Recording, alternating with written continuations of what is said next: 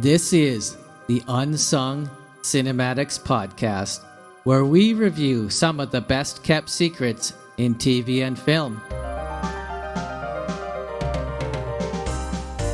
Your hosts, Stuart and Rostislav, present you with a misunderstood movie to see if it deserves the title of being unsung.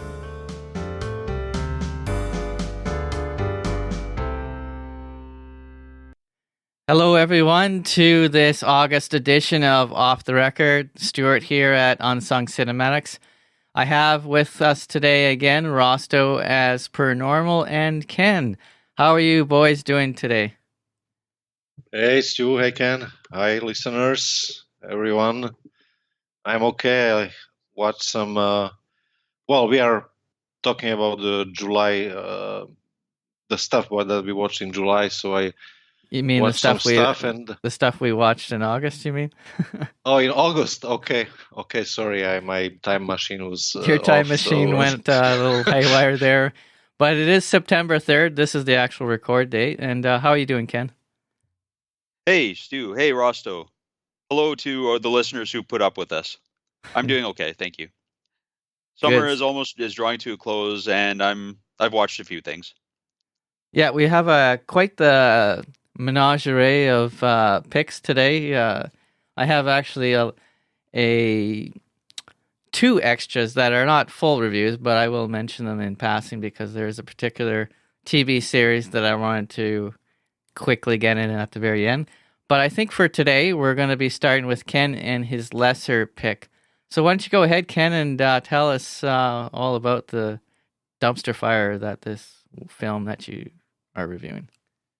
Well, certainly I will tell you about a 2013 release called Odd Thomas. I watched it on Tubi, of course. The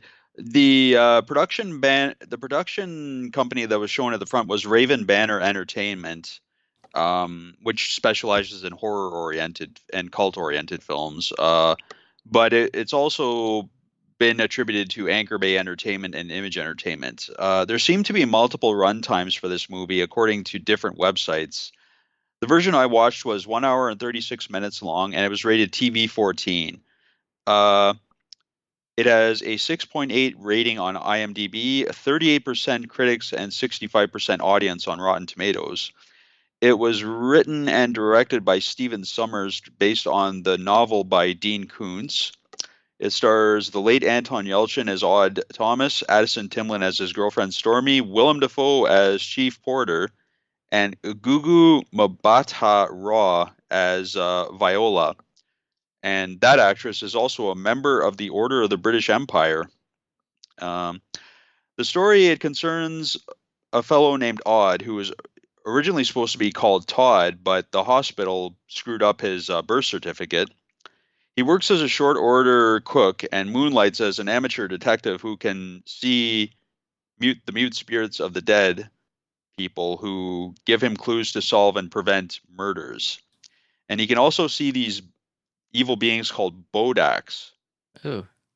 Yeah, they're evil spirits who are attracted to chaos and evil and the promise of both of those. So something basically, like Mothman.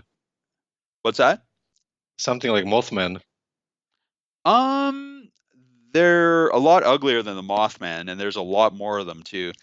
Odd and his girlfriend Stormy and their mutual friend Viola and the local police chief Porter, they have to work together to figure out why there is an increase in the local Bodak population and why they're attracted to a stranger in town, with the emphasis on strange, that they've named Fungus Bob. And this all leads to a big conspiracy plot. Okay, there is a fair bit of action and special effects in this film, and a pretty amusing cameo from the actor Arnold Vosloo, who also played the Mummy for director Stephen Sommers. And Yelchin, I always thought he was a pretty good actor when he was still around, and he plays Odd well. And he has a pretty good chemistry with the actress Addison Timlin, who plays his girlfriend Stormy. But however, the tone of the whole thing swings really wildly, from suspense to romance to screwball comedy to gross out horror. There's kind of an emotional twist at the end that I thought was pretty well done. However, I can't recommend this. Like, this is the thing for the two movies I picked this time. I tried to pick something that was I tried to pick two movies that were a little bit tamer than some of the fare I've been watching before in terms of violence and intensity. But I can't really recommend this one for families because of some of the violence, and there's also what I think is an unnecessary scene between Odd and Stormy where she's sort of, parading around in her underwear, and Okay. it's already been established that they had a romantic relationship, but I think this was kind of thrown in. It's a little more revealing than I would have thought to be. Would you recommend this film to the truly twisted individual? No, Okay. It's not nearly twisted. It's not. It's not literally twisted enough. It's probably too. It's in a weird sort of a gray zone, I guess you would say. It's more twist. It's a little more twisted than you would watch it. It's a little more too twisted to watch as like a family, like a Mr. Boogedy type horror movie from when we. I don't know if you remember that one from when we were kids, Stu. But it's a little too intense and adult for that.